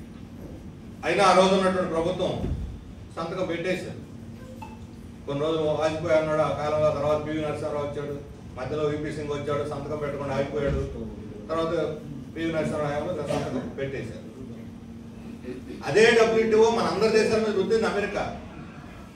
ఒప్పుకుంటారా లేదా? ఒప్పుకోకపోతే మీకు ఇచ్చే సహాయాలని ఆపేస్తాం, మీ మీద ఆంక్షలు పెడతాం, మీకు ఏ సరుకులు అమ్మం, మీ నుంచి ఏ సరుకులు కొనం. భయపడిపోయినాయి ప్రపంచ దేశాలు. చైనాతో సహా అందరూ సంతకాలు పెట్టేశారు. ఈరోజు అదే WTO మాకు నష్టం చేస్తుంది, మా దేశానికి వ్యతిరేకం, మేము దీన్ని అమలు జరపం, దీన్ని మేము ఆమోదించం అని చెబుతున్నాడు ట్రంప్. అమెరికా ఏ దేశం అయితే WTOని మన దేశం మీద రుద్దిందో అదే దేశం ఈరోజు ఆ WTO మాకు పనికిరాదన్న. అంటే వాడికి లాభం చేసి లాభం జరిగినంత కాలం WTO వాళ్ళకి కావాలి. ఇప్పుడు వాడు నష్టం అవుతుంది కాబట్టి WTO మాకు అవుతుంది. ట్రంప్ ఆ అంశం మీద మన ఎన్నికలు గెలిచాడు రెండోసారి. ఏమిటి కారణం? ఏ WTOని వాళ్ళ దేశం మీద రుద్దారో, మన దేశం మీద రుద్దారో అదే WTO వద్దని ఇప్పుడు అమెరికా ఎందుకు అంటున్నది? ఏ దేశం అయితే అన్ని దేశాలు తలుపులు తెరవండి అని చెప్పి స్వేచ్ఛ, లిబరలైజేషన్, సరళీకరణ విధానాలు చెప్పి అన్ని దేశాల మీద రుద్దిందో ఆ దేశం ఇప్పుడు నియంత్రణ పెట్టాలి, ప్రొటెక్షనిజం అంటే రక్షణవాదం, ఎవరున్నారు మా దేశాన్ని మేము రక్షించుకుంటాం అనే మాట ఎందుకు చెప్పాల్సి వచ్చింది? ఇప్పుడు ట్రంప్ యొక్క స్లోగన్ ఏమిటి? Make America great again. ఇది America slogan, Trump slogan. Make America great again అంటే గ్రేట్ అగైన్, మరలా గొప్పతనాన్ని, మన గొప్పతనాన్ని, అమెరికా గొప్పతనాన్ని పునర్నిర్మిద్దాం. అంటే మన గొప్పతనం పోయిందనే కదా దాని అర్థం. మళ్ళా గొప్పతనం ఉన్న గొప్పతనం పోయిందనే కదా అర్థం. అంటే మన ఆధిపత్యం పోతున్నది, మన చేయి జారిపోతున్నది ప్రపంచం, కాబట్టి మళ్ళీ మనం బలపరుచుకోవాలి అనే నినాదం ఇప్పుడు వచ్చి ఆ నినాదం మీద గెలిచాడు ట్రంప్ మళ్ళీ రెండోసారి. అంత వాతావరణం ప్రజల్లో ఉంది అక్కడ. ఎందుకంటే నిరుద్యోగం పెరిగింది, పేదరికం పెరిగింది, ఆర్థిక అసమానతలు పెరిగినాయి, అశాంతి పెరిగింది. మనం చూసాం, ఒక అతను బ్లాక్ అబ్బాయి దొంగతనం చేశాడని మెడ మీద కాలు పెట్టి, కుతిక మీద కాలు పెట్టి చంపేశారు, నాకు ఊపిరి ఆడటం లేదు అని. ఐఎమ్ నాట్ బ్రెతింగ్ అని ఒక స్లోగన్ ప్రపంచం అంతా అన్న మాట ప్రతిధ్వనించింది. డేవిడ్ పేరు నల్ల అబ్బాయి. ఆ అబ్బాయి చనిపోవడానికి వ్యతిరేకంగా ప్రపంచం అంతా స్పందించింది. అమెరికాలో ఉన్న తెల్లవాళ్ళు కూడా స్పందించారు. ఇక్కడ నలుపు తెలుపు తేడా చూడాల, ఇది అన్యాయం ఒకటి మీద చేయడం. అంత వ్యతిరేకత ఎలా వచ్చింది? ఇది సడన్గా వచ్చింది కాదు. 2011-12 నుంచే మొదలైంది అమెరికాలో. మొట్టమొదటిసారి 2011లో అప్పుడు పెద్ద సంక్షోభం వచ్చింది. హౌసింగ్ బొమ్మలని రుణాలన్నీ బ్యాంకులు ఇచ్చిన రుణాలు ఎవడు కట్టల, బ్యాంకులు దివాళీ చేసే స్థితికి వచ్చేసింది. ఆ స్థితిలో కొన్ని బ్యాంకులు మూతపడిపోయింది. అప్పుడు ఆ సంక్షోభంలో కొంతమంది ఉద్యోగాలు పోయినాయి. ఆగుపోయి వాల్ స్ట్రీట్, ఈ మొత్తం అమెరికా బాధలన్నిటి కారణం వాల్ స్ట్రీట్ అంటే షేర్ మార్కెట్ నడిపే కేంద్రం, సెంటర్, ప్రపంచ షేర్ మార్కెట్ల కేంద్రం అది. అందుకని ఆగుపోయి వాల్ స్ట్రీట్ అనే ఉద్యమం నడిపితే దాదాపు సంవత్సరం పాటు నడిచింది. అనేక దేశాలకు వ్యాప్తి చెందింది, నగరాలకు వ్యాప్తి చెందింది. యూత్ మెయిన్గా 18-25 సంవత్సరాల మధ్యన యూత్, నల్లా లేదు తెల్లా లేదు, ఆ రాష్ట్రం ఈ రాష్ట్రానికి అందరూ వచ్చే పార్కులో వాల్ స్ట్రీట్ ఎదురుగా ఉన్నటువంటి పార్క్ ఏదో ఉంది దాని పేరు. ఆ పార్కులో వచ్చి కూర్చోవడం, అక్కడే తినటం. వాళ్ళ మీద సానుభూతి కొద్ది ఉద్యోగాలు ఉన్నవాళ్ళు, మామూలు జనం కూడా అక్కడ బ్రెడ్లు సాసులు వాళ్ళు ఏంటి అవన్నీ వాళ్ళకి ఇచ్చేసిపోయేవాళ్ళు. దుప్పట్లు చెప్పులు వాళ్ళకి దానాలు చేసేవాళ్ళు. అంత సంఘీభావం వచ్చింది పాల్గొనే వాళ్ళ నుంచి కూడా. ఇది చాలా గొప్ప విషయం. సంవత్సరం పాటు నడట అమెరికాలో. ఆ తర్వాత మనం లేటెస్ట్ చూస్తే గాజా మీద ఇజ్రాయెల్ చేసిన దుర్మార్గమైన దాడి. ఈ దాడికి వ్యతిరేకంగా స్పందించింది ఎవరు? గాజా మీద చిన్న దేశం మీద బాంబింగ్ చేస్తుంటే అన్యాయంగా స్పందించిన వాళ్ళంతా విద్యార్థులు, పెద్ద పెద్ద యూనివర్సిటీలు, ప్రపంచ ప్రసిద్ధిగాంచిన యూనివర్సిటీలు, మామూలు కాదు. Harvard university, Columbia university, New York university, ఇటువంటివి. వీటిల్లో ప్రపంచ ప్రసిద్ధిగాంచిన మేధావులందరూ అక్కడే తయారవుతారు. ఆలోచన విధానాలన్నీ అక్కడే ఆవిర్భవిస్తాయి. అటువంటి యూనివర్సిటీలో ఉండేవాళ్ళు స్టూడెంట్స్ మాత్రమే కాదు, వాళ్ళకి మద్దతుగా ప్రొఫెసర్లు, ఫ్యాకల్టీ వాళ్ళు. యూనివర్సిటీలు ఇప్పుడు హార్వర్డ్ యూనివర్సిటీ తాజాగా మీరు చూస్తుంటారు. నేను పండేవనని ట్రంప్ ముందుగా ఏమి మీరు పాలిస్తానికి మద్దతుగా ర్యాలీలు చేస్తున్నారు, మీరు భాషించుకోండి, నేను ఇవ్వను అంటే. పాలిస్తే నాకు మద్దతుగా గొంతెత్తినందుకు, ఒక ప్లే కార్డు పట్టుకున్నందుకు, ఒక ఊరేగింపులో పాల్గొన్నందుకు మన దేశంలో కూడా చాలా మంది వెనక పంపారు. ఒక అమ్మాయిని వెనక పంపింది, వీసా రద్దు చేసి ఆ ఊరేగింపులో పాల్గొన్నదని. ఆ అమ్మాయి మద్దతుగా హార్వర్డ్ యూనివర్సిటీలో ఇంకొక అమ్మాయి శృతి కుమార్ అని ప్రపంచవ్యాప్తంగా ఇప్పుడు పాపులర్ అయిన స్పీచ్, వైరల్ స్పీచ్, వరల్డ్ వైడ్గా గ్రేట్ స్పీచెస్ ఆఫ్ వరల్డ్ అని 4 స్పీచెస్ ఈ 2024లో ఫేమస్ అయినాయి అని యూట్యూబ్ వాళ్ళు పెడితే అందులో ఈ అమ్మాయి ఒకటి. మద్దతుగా ఆమె కూడా అమెరికన్ ఇండియన్, అంటే ఎప్పుడో అక్కడ స్థిరపడినటువంటి ఇండియన్. ఇప్పుడు ఉషా వచ్చింది కదా ఉపాధ్యక్షురాలు, అంటే వ్యాన్ భార్య ఉషా వ్యాన్. అలాగే అలాంటి కూడా ఆమె ఇండియన్. అలాగే ఈ శృతి కుమార్ కూడా అక్కడ పోయి స్థిరపడ్డటువంటి వాడు. అటువంటి వాళ్ళు కూడా పంపించేస్తామని బెదిరిస్తున్నాడు. అంటే ఇవన్నీ కూడా అమెరికాలో పెచ్చరిల్లుతున్నటువంటి అశాంతి, ప్రజల్లో ముఖ్యంగా యూత్లో వస్తున్నటువంటి తిరుగుబాటు భావాలు, ఒక ప్రజాతంత్ర భావాలు, నిరంకుశత్వానికి వ్యతిరేకంగా వాడిని గొంతుని అనదొక్కేస్తే, పాలిస్తానికి మద్దతుగా ప్లే కార్డు పడితే నేను జైలు చేస్తాను, నేను వైఎస్ఆర్ రద్దు చేస్తాను, నీ మీద కేసు పెడతానంటే అది ప్రజాస్వామ్యం. సోషల్ దేశాల్లో స్వేచ్ఛ లేదు. అక్కడ ఎవరన్నా భిన్నాభిప్రాయం కాల్చి పారేస్తారు. ప్రచారం చేసేవాళ్ళు దీని గురించి మాట్లాడేంటి? ఇంత అన్యాయం. ఆ జయప్రకాష్ నారాయణ దీని మీద గొంతెత్తొద్దా? మన విద్యార్థులకు ఎంత అన్యాయం జరుగుతుంటే దీన్ని మాట్లాడు. డ్రాప్ చేసేది వాళ్ళ దేశానికి అవసరమేనంట వాళ్ళకి. ఫస్ట్ సింపుల్గా దీంట్లో భాగంగా ఏంటి? మన దేశం అంటే అమెరికాలో ఉండే పెట్టుబడులు అనే ప్రపంచం అంతా వెళ్ళిపోయింది. పెట్టుబడికి ఏం కావాలి? లాభం కావాలి. వాడికి అమెరికా లేదు, ఇండియా లేదు. దేశం మీద పెట్టుబడికి ప్రేమ ఉండదు. పెట్టుబడికి దేశం మీద ప్రేమ ఉండదు, జాతీయ భక్తి ఉండదు, వాడి ప్రజల మీద వాడికి ఉండదు ప్రేమ. దానికి ఒకే ఒక వస్తువు మీద ప్రేమ. పెట్టుబడి దేని మీద? లాభం అనే ఒక వస్తువు మీదే ప్రేమ. ఎక్కడ లాభం? ఇండియాలో పెట్టుబడి పెడితే లాభం రాదంటే ఇదే పెట్టుబడిని వెనక్కి తీసుకొని పాకిస్తాన్లో పెడతాడు. వాడు పాకిస్తాన్ ఇండియా మీద తేడాలే, వాడికి తేడాల్లో లాభం ఎక్కడ ఎక్కువ వస్తుంది. అందుకని అమెరికాలో పెట్టుబడులన్నీ సింగపూర్ ఉన్నవాడు ఉంటాయి, ఇండియా వాళ్ళు ఉంటాయి. ఇండియా పెట్టుబడులు ఎలా ఉంటాయి? ఇప్పుడు 2014లో మోడీ అధికారానికి వచ్చినప్పుడు పెద్ద వాగ్దానం చేశాడు. స్విస్ బ్యాంకులో ఉన్న 25 లక్షల కోట్లు, 25 లక్షల కోట్లు ఇండియా డబ్బు, దొంగ డబ్బు, బ్లాక్ మనీ. దీన్ని నేను వెనక్కి తీసుకొచ్చి ప్రతి ఒక్కరి బ్యాంక్ అకౌంట్లో 15 లక్షలు వేస్తాను అన్నాడు. అతను అందరికి ఆశపుట్టి వేసారు ఓట్లు. అన్నాడా లేదా? అన్నాడు. వేసారా? మరి ఆ డబ్బులన్నీ ఏమైనాయి? ఆ రోజు 25 లక్షల కోట్లు ఉన్నాయి స్విస్ బ్యాంకులో అని చెప్పినాడు మోడీ. ఈ రోజు ఎంత ఉందో చెప్పాలి. స్విస్ బ్యాంక్ వాళ్ళే అనధికారికంగా వదిలిన సమాచారం ఏంటంటే ఇండియాకు సంబంధించి 7,900 కోట్లు ఉంది దొంగ డబ్బు. స్విస్ బ్యాంకులో ఇండియా డబ్బు ఎంత ఉందంటే 7,900 కోట్లు. అంటే మిగతా అంతా హరించుకుపోయినట్టే. ఈ 7,900 అయినా పాస్వర్డ్ మర్చిపోయినాడు. పాస్వర్డ్ పెడితే కానీ డబ్బు రాదా? పాస్వర్డ్ పెడుతున్నాడు. పలానా శ్రీనివాసరావు పెట్టుబడి 10 లక్షలు అని ఉండబల్లే. శ్రీనివాసరావు పాస్వర్డ్ ఉంటుంది, కోడ్ PSN అని పెట్టుకున్నా, లేదా 123. ఈ 123 ఆడు 10 లక్షలు ఉంటుంది. వాడు కూడా చెప్పాల్సిన అవసరం ఇప్పుడు వాళ్ళ కంపెనీల చట్టం ప్రకారం. ఈ డబ్బంతా వాడు ఉంటుంది. దీనికి లాభం వస్తే వాళ్ళకి సర్లే, వాళ్ళకి షేర్లు ఇస్తారు, లాభాలు వాటేస్తారు ప్రతి సంవత్సరం. ఇట్లాంటి కంపెనీలే ఇప్పుడు మన ఇండియాకి వస్తున్న విదేశీ పెట్టుబడి. ఈ విదేశీ పెట్టుబడి అవసరం మన రాష్ట్రానికి? ఇక్కడ పెట్టుబడులు లేవా? ఇక్కడ సంపద లేదా? ఇక్కడ సంపద పరులు లేరా? 2020 నేను హైదరాబాద్ను సృష్టించాను చంద్రబాబు నాయుడు గారికి. ఈ రాష్ట్రంలో సంపద పరులు ఎవరో తెలియదా?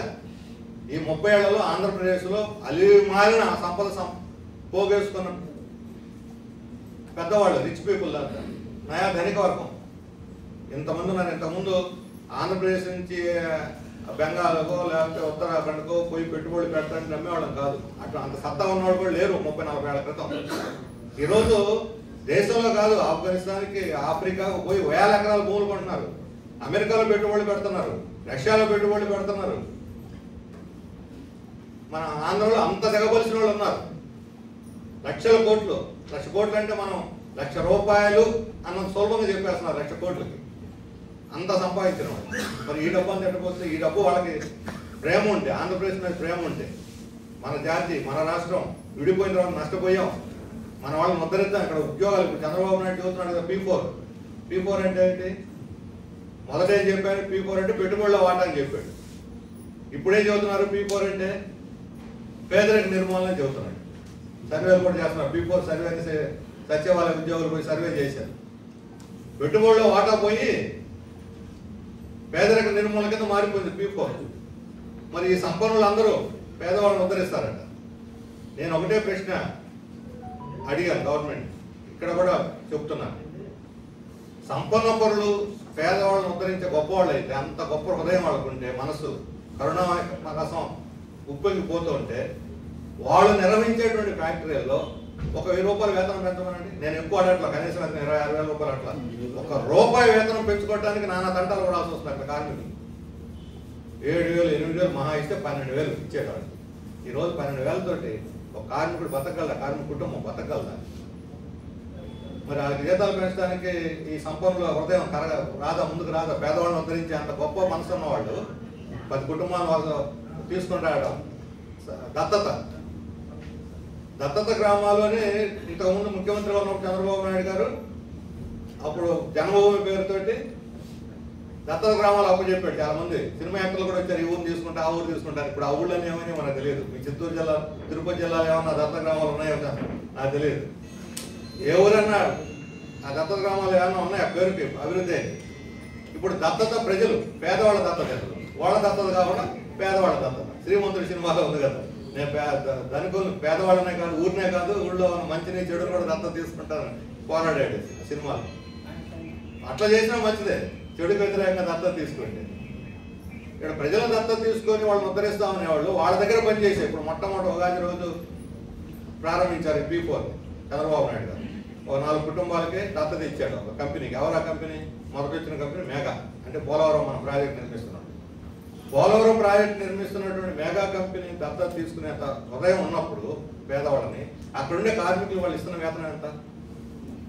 మొన్ననే 10 రోజుల క్రితం అక్కడ కార్మికులు పనిచేస్తూ ప్రమాదంలో చనిపోతే దిక్కు దివాణం లేకుండా ప్యాక్ చేసి ఊరికి పంపాలనుకుంటే అక్కడ సీఈఓ అడ్డం పడి వాళ్ళు నష్టపరిహారం ఇప్పించి పంపాల్సిన పరిస్థితి వచ్చింది. కొంతమంది కార్మికులు 1,00,000-1,50,000 బకాయిలు ఉండే వేతనాలు ఇవ్వకపోతే ఆ సందర్భంలో పోరాడిపించాల్సి వచ్చింది. మరి జీతాలే అంతంత మాత్రం, మళ్ళీ అవి బకాయిలు. మరి అక్కడే చేయట్లేదే. వీళ్ళందరూ ఎంత వేతనాలు, ఎవరు కనీస వేతనాలు అమలు జరిపేవాళ్ళు లేరు, ప్రభుత్వం కూడా అడగదు. ఈ దత్తత తీసుకున్న పేదవాళ్ళని అక్కడ ఉద్యోగాలు వాళ్ళకి వేతనాలు కోత పెట్టినా సహిస్తాం, జీతాలు ఇవ్వకపోయినా సహిస్తుంది. ఆ జీతాలు ఇవ్వకుండా డబ్బులు పీల్చుకొని ఇవ్వమంటారు. ఇప్పుడు సిఎస్ఆర్ అని ఉంది, కార్పొరేట్ సోషల్ రెస్పాన్సిబిలిటీ. అంటే పెట్టుబడిదారులు వచ్చిన లాభాల్లో 2% అభివృద్ధి కోసం సమాజానికి ఖర్చు పెట్టాలని. దాన్ని ఎక్కడైనా ఖర్చు పెట్టారా సిఎస్ఆర్ నిధుల్ని?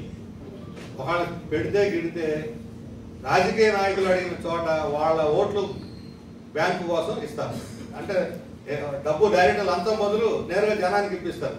మీ ఊరికి ఒక కమ్యూనిటీ హాల్ కట్టిస్తా అన్నాడు, సిఎస్ఆర్ నాడు ఒకటి కట్టిస్తాడు, రోడ్డు వేయిస్తాడు. అది ఎవరు ఎంపీ పేరు ఎమ్మెల్యే పేరు ఉంటే తర్వాత రేపు ఓటు పొందడానికి అది ఆ రాజకీయ కారణాలతో చేసేవి. ఎక్కడన్నా ఒకరు అలా ఉండొచ్చు, దయాములు లేరని అసలు లేరని చెప్తారు. 10%, 15% ఉంటారు. ఇప్పుడు ఆ సిఎస్ఆర్ నిధులన్నీ పోగేసి వాటి ద్వారా దత్త తిప్పించి ఖర్చు పెట్టిస్తానన్నాడు. అది దాని అనుకున్న రహస్యం చంద్రబాబు నాయుడు గారు. వాళ్ళ అసలు సొంత డబ్బులు ఏమి పెట్టడం లేదు సిఎస్ఆర్ నిధుల నుంచి. కాబట్టి ఇంత ఒక పరిస్థితి, దారుణమైనటువంటి పరిస్థితి ఇక్కడ ఎందుకున్నది? కొనుగోలు శక్తి లేదు పేదలకి, వేతనాలు లేవు కాబట్టి కొనుగోలు శక్తి లేదు. మరి ఆ పెట్టుబడి, అంతర్జాతీయ పెట్టుబడి ఇక్కడికి వచ్చి ఇక్కడ ఉద్యోగాలు కల్పిస్తుంది. ఎన్ని లక్షలు వస్తుంది, అన్ని లక్షలు వచ్చిన రోజు ప్రకటనలు వస్తున్నాయి. వాళ్ళకి భూములు ఇవ్వాలి. ఎందుకు ఇవ్వాలి? ఒక కంపెనీకి భూములు అంటే 2 లక్షలు ఉద్యోగాలు ఇస్తారు, భూములు ఇవ్వాలి. అంటే ఏ దొంగ డబ్బు అయితే స్విట్జర్లాండ్ నుంచి సింగపూర్ చేసిందో ఆ డబ్బే విదేశీ పెట్టుబడితో ఇక్కడికి వచ్చి ఇక్కడ మళ్ళీ ఆ డబ్బే భూములు కాజేస్తుంది, మన భూములు. ఆ భూములు పరిశ్రమలు పెట్టరు, అయినా ఆ భూముల మీద రియల్ ఎస్టేట్ వ్యాపారం జరుగుతుంది, ఆ లాభాలు వస్తాయి. అంటే బ్లాక్ ని వైట్ గా మార్చడానికే విదేశీ పెట్టుబడులు ఉపయోగపడుతుంది. సగం, నేను అంతా 100% అంటలేదు, సగానికి పైగా విదేశీ పెట్టుబడులు బ్లాక్ మనీని వైట్ మనీగా మార్చడానికే తోడ్పడుతుంది. ఈ స్థితిలో అమెరికా వాడు ఈ పెట్టుబడులన్నీ లాభాలు ఎత్తుకుంటూ పోతే అమెరికాలో ఇప్పుడు ఉద్యోగాల్లో, పరిశ్రమల్లో అశాంతి రగిలింది. యూత్ ముఖ్యంగా 12th, ఇంటర్, డిగ్రీ గ్రాడ్యుయేట్ చదివిన వాళ్ళు అశాంతి. వాళ్ళకి ఉద్యోగాలు లేవు. ఉద్యోగాలు కావాలంటే పెట్టుబడి కావాలి. అందుకని ఏమన్నాడు, అమెరికా వాళ్ళు అందరూ బయటకు పోతే ఇక్కడే పెట్టుబడి పెట్టండి, ఇండియా అమెరికాలోనే. మీరు అమెరికాలో పెట్టుబడి పెట్టకుండా బయటకు తీసుకెళ్తే మీ మీద ఫైన్లు వేస్తాం, మీ మీద ట్యాక్స్ పెంచుతాం, మీరు ఇక్కడ ట్యాక్స్ ఎక్కువ కట్టాలి. ఇక్కడ నుంచి వేరే దేశాన్ని మీరు తరలించకపోతే పెట్టుబడి మాకు ఎక్కువ ట్యాక్స్ కట్టాలి. అందుకని కొంతమంది భయపడిపోయి అక్కడ ఎక్కువ మంది అడ్డం తిరుగుతున్నారు. నీకెందుకు ట్యాక్స్ కట్టాలి, మేము మాకు లాభం వచ్చిన చోట పోతాం. దేశం లేదు, ప్రేమ లేదు. అదే అందుకే దాని నుంచి నేను చెబుతాను, దేశం లేదు, ప్రేమ లేదు. పెట్టుబడికి లాభం మీద ప్రేమ. మాకు లాభాలు వస్తే పోతాం అంటే అక్కడ వచ్చే లాభం మీద నేను ఇస్తాను, నేను మీకు ఇన్సెంటివ్ కింద ఎడబెట్టండి అంటాడు వాళ్ళతో రాజీ పడి. కాబట్టి అమెరికా నుంచి తరలిపోయే లాభాల కోసం ప్రపంచంతో వ్యాపించినటువంటి పెట్టుబడి, ఆ పెట్టుబడి అమెరికా ఆధిపత్యానికి కారణం ప్రపంచం మీద. ఆ పెట్టుబడి ఈరోజు అమెరికా సంక్షోభానికి కారణమైంది. అందుకని దాన్ని కంట్రోల్ చేయడానికి ఇప్పుడు దేశానికి రప్పించడానికి నానా దంటాలు పడుతున్నాడు ట్రంప్.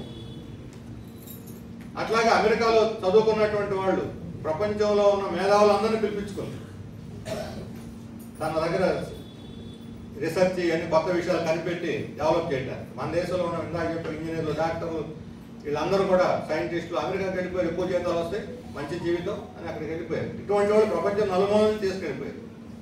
ఇప్పుడు అమెరికా వాళ్ళు ఏమన్నారు, ఈ ప్రపంచ దేశాలందరూ వచ్చి ఉద్యోగాలు చేస్తే మా పరిస్థితి ఏంటి? వీళ్ళందరినీ పంపించేసి మాకు ఉద్యోగాలు వస్తాయని అక్కడ ఉండే నిపుణులు, గ్రాడ్యుయేట్లు, పోస్ట్ గ్రాడ్యుయేట్లు వాళ్ళు అడుగుతున్నారు ఉద్యోగాలు లేక. అందుకని మీరు ఎవరు ఇక్కడ ఉద్యోగాలు చేయడానికి లేదు, చదువుకున్న వాళ్ళు చదువు పూర్తి చేసుకుని వెళ్ళండి, మీరు ఉద్యోగం చేస్తే ఆయనకు పంపించేస్తారు. ఉద్యోగం చేయొచ్చిన అభావం ఉన్నప్పుడు పెట్టాడు నిబంధన, 20 గంటలు 40 గంటలు అట్లా ఇచ్చాడు చదువుకుంటూ ఉద్యోగం చేయడానికి బయట నుంచి వచ్చినాడు. ఇప్పుడు ఆ నిబంధన ఎత్తేసి మీరు వెళ్ళిపోండి అంటాడు. ఇప్పుడు సగం మంది విద్యార్థులు వెనక్కి రావడానికి సిద్ధమై ఉన్నారు, భయపడిపోతున్నారు. సెల్ఫ్ డిపోర్టేషన్, మీ అంతా మీరే ఆన్లైన్లో పెట్టుకొని తీసుకెళ్ళండి, వెళ్ళిపోతామని చెప్పండి, లేకపోతే మీకు జైలుకు పోవాల్సి వస్తుందని భయపెడుతున్నారు. ఇక్కడ తల్లిదండ్రులు ఆందోళన. ఇప్పుడు అమెరికా పోదాం కలలుగానే లక్షలు పెట్టి ఇంజనీరింగ్ గ్రాడ్యుయేట్లు వీసాల కోసం అమెరికా ఎంబసీ చుట్టూ తిరుగుతున్న వాళ్ళందరూ ఇప్పుడు ఆ ప్రయత్నం విరమించుకొని ఇక్కడ ఏదో చిన్నపాటి ఉద్యోగం చేసుకున్నాం. ఇక్కడ ఒత్తిడి పెరుగుతుంది మనలాంటి దేశాలు, నిరుద్యోగుల ఒత్తిడి.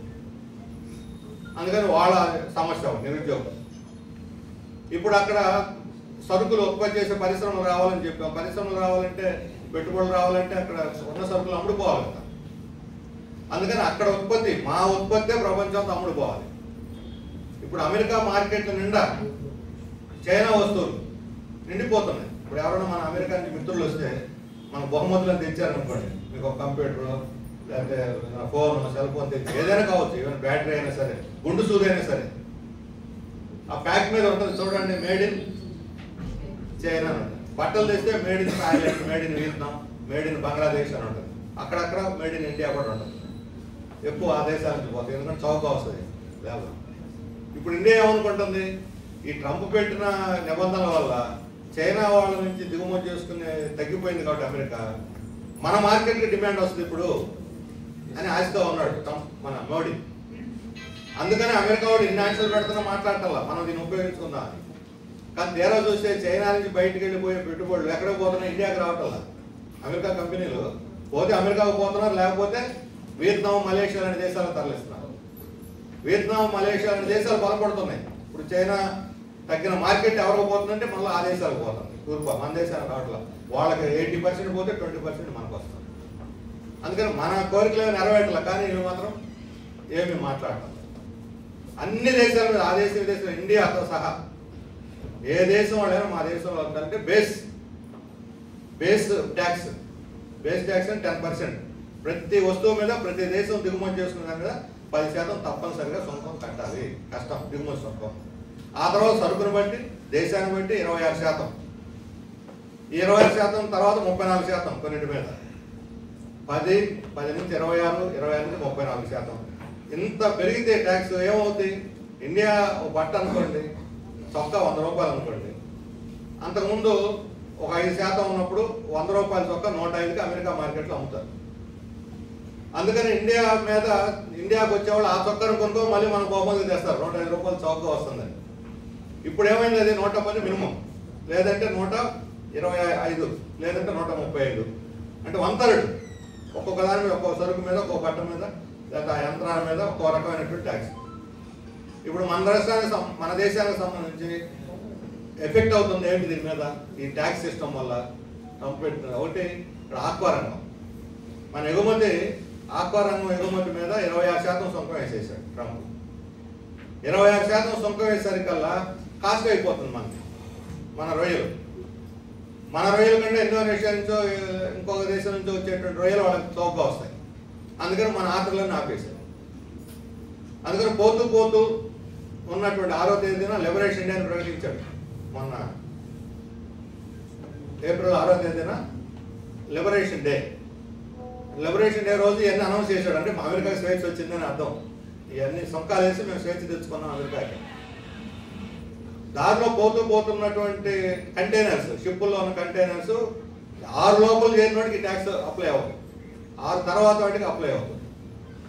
ఈ సంవత్సరం మధ్య ఉన్న కంటైనర్లు వేగం పెంచి 6 లోపల కొంతమంది చేర్చుకున్నారు, కొంతమంది 6 తర్వాత చేర్చుకున్నారు. తప్పదు, వెనక రాలేడుగా అదే ఖర్చు అవుతుంది. మళ్ళీ వెనక తెచ్చిన ఏం చేయాలి? ఇంకొక 3-4 వేల కంటైనర్లు గోడౌన్లో ఉండిపోయింది. అంటే మన రొయ్యలు అయిపోయింది. వీటిని లోడ్ చేయడానికి షిప్ లోడ్ సిద్ధం లేదు. ఎందుకంటే లోడ్ చేసి ఎక్కిస్తే అక్కడ తీసుకునేవాడు తీసుకోవాలి కదా, ట్యాగ్ రేట్లు పెరిగినాయి, నాకు వద్దు మార్కెట్ లేదని వేస్తున్నాడు. అందుకని అవన్నీ గోడౌన్లో. దాంతో ఏం చేయాలి? రైతులు ధర తగ్గించి పడేస్తారు. రైతులు గొప్పలు. దీని తర్వాత ప్రపంచం అంతటి నుంచి వచ్చిన వ్యతిరేకతని చూస్తే మళ్ళీ బేస్ లైన్ 10 తీసుకొచ్చి 3 నెలలు ఈ బేస్ లైన్ అమలు చేస్తాను, 90 రోజులు. ఆ రోజు మళ్ళీ యథావిధిగా పెరుగుతాను, ఈ 3 నెలలు రిలీఫ్ అన్నాడు. 3 నెలలు రిలీఫ్ కానీ ఈ గోడౌన్లో ఉన్నాయి కూడా ఎక్కిచ్చేశారు షిప్పులకి.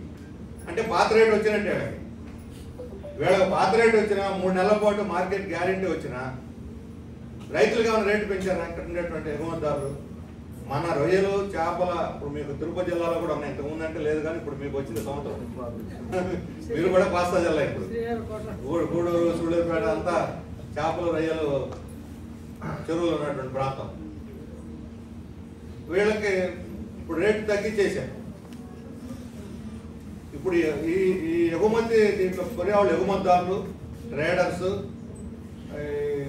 ఈ ఫీడ్ అమ్మేవాళ్ళు, మందులు అమ్మేవాళ్ళు, వాటికి మెడిసిన్స్, ఇంకోటి ఏదో ఉంది వాళ్ళకి సప్లై చేసేది, వీళ్ళందరూ ఒకటే సిండికేట్. వ్యాపారం అంటే వ్యాపారం అవతారం ఎత్తాడు, ఎగుమతిదారుడు అంటే ఎగుమతిదారుడు అవతారం ఎత్తాడు, ఫీడ్ అంటే ఫీడ్ అవతారం ఎత్తాడు. మొత్తం రొయ్యల చెరువులు 80% చెరువులు సంపన్నం కింద ఉన్నాయి. మిగతా 20% చెరువుల్లో 60% మంది రైతులు ఉన్నారు. సంఖ్యరించి అత్యధిక మంది రైతులు పేదవాళ్ళు అంటే 5 ఎకరాలు 10 ఎకరాలు పేద అనలేవులే కానీ 5 ఎకరాలు 10 ఎకరాలు మధ్యతరగతి లేదా అటు ఇటు ఉండేటువంటి వాళ్ళు. సంపన్నులు 40%. ఈ 60% వాళ్ళు వీళ్ళు కూడా పీడించేస్తారు. ఈ ఎగుమతిదారులు, ఈ సిండికేట్ వీళ్ళందరూ ముంచేస్తారు, అప్పులు ఇస్తారు, వాళ్ళకి వడ్డీ, వాడు దయాదాక్షిణం మీద ఆధారపడి వీళ్ళు అమ్ముకోవాలి. అంటే అమెరికాలో వచ్చిన ట్రంప్ సంక్షోభం వల్ల ఆక్వా రంగంలో ఈ వచ్చినటువంటి దీన్ని ఎవరి మీదకు తోసారు? ఈ సంక్షోభాన్ని ఎగుమతిదారులు, వ్యాపారస్తులు, రైతులు ఎదుర్కొన్నారు. ఎందుకంటే 3 నెలల ఉపశమనంలో వచ్చినటువంటి ఆదాయం రైతులకు బదలాయించాలి. పాత దెక్కొచ్చినటువంటి రేట్ని అట్లా కంటిన్యూ చేసి దాన్ని కూడా జేబులు వేసేసుకుంటారు. అంటే ఇది ట్రంప్కి మన దేశంలో ఉన్న సంపన్నులకి బంధుత్వం. అందువల్లనే మన నాయకులు మాట్లాడటం లేదు. అక్కడ మోడీ మాట్లాడుతూ, ఇక్కడ చంద్రబాబు నాయుడు మాట్లాడు, పవన్ కళ్యాణ్ మాట్లాడు, ఎవరు మాట్లాడరు. రైతులను ఉద్ధరిస్తామనే వాళ్ళు ఎవరు కూడా ఈ సంక్షోభంలో రైతులు నష్టపోతున్నారని ఎవరు మాట్లాడరు. ఎందుకంటే ట్రంప్ను చూసి భయమే కాదు, ఇక్కడ ఎగుమతిదారులు అప్పుడు ఎగుమతిదారులు కూడా ఉన్నారు. వాళ్ళ పార్టీకి పునాది వాళ్ళే, రాజకీయానికి పునాది. అందువల్ల వాళ్ళు షరీక్ అయిపోయారు, మధ్యలో రైతుల్ని ముంచేస్తారు. అలాగే ఇతర ఆహార ఉత్పత్తులు, ఇప్పుడు మొన్న వ్యాన్స్, ఇప్పుడు కూడా ఉన్నాడు వ్యాన్స్, పూర్తి స్థాయి చర్చలు జరగలేదు. వ్యాన్స్ ఎందుకు వచ్చాడు? చుట్టరికం కోసం భార్య ఇండియన్ కాబట్టి అమ్మగారి ఇంటికి వచ్చారని చెబుతున్నాడు. వచ్చింది వాణిజ్య చర్చలు జరపడానికి. ఏమిటి వాణిజ్య చర్చలు?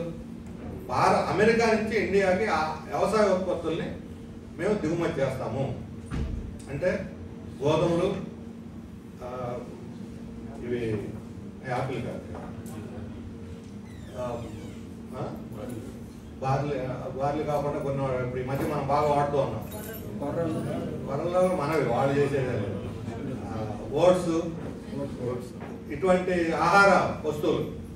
ఈ ఆహార వస్తువులు కాకుండా ఇంకొన్ని ఫుడ్ ప్రోడక్ట్స్. ఈ ఫుడ్ ప్రోడక్ట్స్ అమెరికా నుంచి దిగుమతి చేసుకునేటువంటి వాటి మీద మనం 36% పన్ను వేసాం. WTO ఒప్పందం ప్రకారం మనం 100% వేయచ్చు వాటి మీద. మనం 100% వేయడానికి అమెరికా భయపడి 36% వేసాడు. ఇప్పుడు ఏమన్నాడు? మేము 10% బేస్ పెట్టాము, మీరు కూడా 10% బేస్ పెట్టారు. ఇది WTO నిబంధనకు వ్యతిరేకం. మేము చర్చించుకున్నాం. మీరు 10% తీస్తే నేను 10 నుంచి 36%, 34% పెంచను. ఇద్దరం 10 సమాన స్థాయి. అంటే ధనికుడు పేదవాడు సమానం అవుతారా? ఇప్పుడు సంపన్నుడు ఏమంటాడు? నేను ఆ ఫ్యాక్టరీలో పోయి కాపులా మొత్తం పర్యవేక్షణ రోజుకు 15 గంటల పర్యవేక్షణ చేస్తానని కష్టపడి అంటాడు. చెమటోడి పని చేస్తున్నాను అంటాడు. నేను 15 గంటల పర్యవేక్షణ చేస్తాను, నువ్వు కూడా 15 గంటల పని చేయాలంటాడు. 15 గంటల పని చేసిన కార్మికుడు ఎంత ఇస్తాడు? ఆయన పని చేస్తే ఓ 20,000, 25,000 ఇస్తాడు. 15 గంటలు చెమటోడి పెట్టిన యజమానికి ఎంత వస్తుంది? లాభం కాదు నేను అడుగుతుంది, జీతం. యజమానికి జీతం ఉంటుంది, లాభం ఉంటుంది, రెండు వేరు. తను సీఈఓగా డైరెక్టర్గా ఉంటాడు. ఆయన పర్యవేక్షణ చేసినందుకు ఒక ఉద్యోగం ఉంటుంది లోపల, యజమానికి ఒక వాటాదారుడుగా కాకుండా. దానికి ఎంత ఉంటుంది జీతం చెప్పండి? ఎంత తీసుకుంటారు వీళ్ళు యజమానులు? 10 కోట్లు, 2 కోట్లు, 2.5 కోట్ల నుంచి 10 కోట్ల దాకా ఉంటారు ఆదాయం. నెలసరి వేతనం, లాభం కాదు. నెలకు కేవలం వేతనం, జీతం. వాళ్ళు కూడా తీసుకుంటారు జీతాలు, అమ్మాయిని కూడా తీసుకుంటాడు జీతం. లాభాలు సంగతి కాదు, లాభాలు కాకుండా. లాభాల్లో వస్తే లాభాల్లో వాటా వస్తుంది, అయినా వస్తాయి వాళ్ళకి. మరి నువ్వు 15 గంటలు పనిచేసి 2 కోట్లు జీతం తీసుకొని అదే 15 గంటలు పనిచేయండి కార్మికుడికి నేను 20,000 ఇస్తాను, 25,000 ఇస్తానంటే ఎట్లా? అదే సమానత్వం. 15 గంటలు సమానమే, జీతం సమానత్వం లేదు. అమెరికా, ఇండియా మన సమానత్వం కూడా అలాగే ఉంటుంది. నువ్వు 10%, నేను 10% వేస్తాను. మన 10% అమెరికాలో కాస్ట్లీ, వాడు దిగుమతి చేసుకోండి. వాడు 10% ఇక్కడికి వస్తే చౌక. మన గోధుమలు పండించే రైతులు తట్టుకోలేరు పోటీకి, లేకపోతే ఇతర ఆహార ధాన్యాలు పండించేవాడు తట్టుకోలేడు, కూరగాయలు పండ్లు పండించేవాళ్ళు ఎవరు తట్టుకోలేరు. ఇప్పుడు డైరీ ప్రోడక్ట్స్ ఉన్నాయి మనకి, పాల ఉత్పత్తులు. ఇది కూడా అమెరికా దిగుమతి అవుతుంది. పాల పొడి, పాల ఉత్పత్తులు మన డైరీలోనే మూతపడిపోతాయి. ఈ సహకార డైరీలే కాదు, చంద్రబాబు నాయుడు గారికి అర్థం కావట్లేదు, హెరిటేజ్ కూడా పోతుంది అమెరికా నుంచి. కానీ పాల ఉత్పత్తులు దిగుమతి ఆపేస్తే, లేదా వాళ్ళు ఏమైనా పారసారాలతో కుదుర్చుకుంటే మనకు తెలియదు. కానీ లేకపోతే ఎవరైనా సంక్షోభం ఎదుర్కోవాల్సింది. మరి ఇంత తీవ్రమైన షరతులు మన మీద రుద్దుతుంటే మన వస్తువులు దిగుమతి చేసుకోవడం పన్ను పెంచుతాడు, వాళ్ళ వస్తువులు మాత్రం పన్ను తగ్గించి దిగుమతి చేసుకోవాలి. ఇది ద్వైపాక్షిక ఒప్పందం ఇప్పుడు జరగబోయేది. ఇది భారతదేశానికి ఎంత నష్టమో మనం ఆలోచించుకోవాలి. వ్యవసాయ రంగానికి గొడ్డలు పెట్టు మరణశాసనం రాసినట్టే ఈ ద్వైపాక్షిక ఒప్పందాల్లో ట్రంప్ పెట్టినటువంటి షరతులను కానీ మనం అంగీకరించి సొంతం తగ్గించి వ్యవసాయ ఉత్పత్తులను దిగుమతి చేసుకుంటే మనం మరణశాసనం రాసుకున్నట్టే. ఆ రోజు WTO రోజు ఇదే చెప్పాం. డంకెల్ ప్రతిపాదనలు రైతులకు మరణశాసనం ఉరితాడు అని చెప్పాము, బుక్కులు కూడా వేసాం. మీరు అంతా ఎట్లాగా అంటారా అన్నాడు. నేను రైతు సంఘ సెక్రటరీని అప్పుడు 30 ఏళ్ల క్రితం రైతు సంఘ సెక్రటరీగా ఈ సదస్సులో పెట్టి మంచినీళ్ళు సంస్కరణ తెస్తా అన్నాడు చంద్రబాబు నాయుడు. అప్పుడు చెప్పాము మంచినీళ్లు కొనే తాగే అంటే మనం తాగటానికి వాడేటువంటి మంచినీళ్లు కూడా డబ్బులు పెట్టి కొనాల్సి వస్తుంది. అప్పుడు దాకా డబ్బులు పెట్టి మార్కెట్లో ఉన్నాయి, బాటిల్స్ ఉన్నాయి, కానీ పెద్ద పెద్ద హోటల్లో సంపన్నులు పార్టీలు పెట్టుకోవడానికి ఉపయోగించేవాళ్ళు ఈ మినరల్ వాటర్ అని. ఇప్పుడు మినరల్ వాటర్ అంటే బస్ స్టాండ్లో కూడా అమ్ముతున్నారు కదా. వాటిలో దిగితే చాలు బస్సు రైలు దిగటంతో అందరూ పరిగెత్తే దేనికోసం అంటే బాటిల్ కోసం, వాటర్ బాటిల్ కోసం. అప్పుడు నమ్మలా వాళ్ళు అన్నారు. మన రైతు సంఘంలో రైతులు పోతే నువ్వు భలే చెబుతున్నావా, నీళ్ళు అమ్ముకుంటాడు ఎవడన్నా, వాడు అమ్ముకుంటే మాత్రం కొనేది ఎవరు, మనకేమంత అవసరం అన్నారు. చంద్రబాబు నాయుడు ఏమన్నా అంటే సర్ఫేస్ వాటర్ బహిరంగ బయటకు పోయే నీళ్లు కాదు, మనం వాటర్ని ప్రిజర్వ్ చేసుకోవాలి. ఎక్కడక్కడ ఇంకుడు గుంతలు తవ్వేసి నీళ్ళన్నీ అక్కడే దిగిపోయేటట్టు చూడాలి. అంటే ఏంటి, భూగర్భంలో వాటిని మనం పరిరక్షించుకోవాలి, దాన్ని పెట్టి నిక్షిప్తం చేసుకోవాలి. అప్పుడు భూమి కూడా చల్లగా ఉంటుంది. అంటే ఎందుకని సర్ఫేస్ వాటర్ కావాలి, భూగర్భ జలాలకి ఇంకుడు గుంతలు పెట్టి లేకపోతే చెక్ డ్యాములు పెట్టి ప్రాధాన్యత ఇచ్చాడు. భూగర్భ జలాలు పోతే ఆ జలాలను తీసి శుద్ధి చేసి అమ్మటానికి వాల్యూ యాడెడ్ అంటారు. దానికి వ్యాపారం కింద మార్చేదానికి ఆ రోజు అదే చెప్పాం. వ్యాపారం కింద మార్చడానికే రైతులు డబ్బులు కట్టాలి. మనం పోరాడకుండా ఉంటే వాటికి వ్యవసాయ పంట కాలువలకు మీటర్లు వచ్చినాయి, కొన్ని చోట్ల కట్టారు నాగార్జున సాగర్ మీద, మనం పగలు కొట్టేసాం. ఆ తర్వాత ఎన్నికలు ఓడిపోయాడైనా ఇక వెనక్కి వెళ్ళిపోయింది ఆ ప్రతిపాదన. ఇప్పుడు మళ్ళా ముందుకు చేస్తున్నారు ప్రతిపాదన. మంచినీళ్ళు పెట్టి కొనుక్కోవాల్సినటువంటి పరిస్థితి ఆ రోజు అంకెల ప్రతిపాదన వస్తే 20 ఏళ్ల తర్వాత అది ఆచార రూపం మనం చెప్పింది.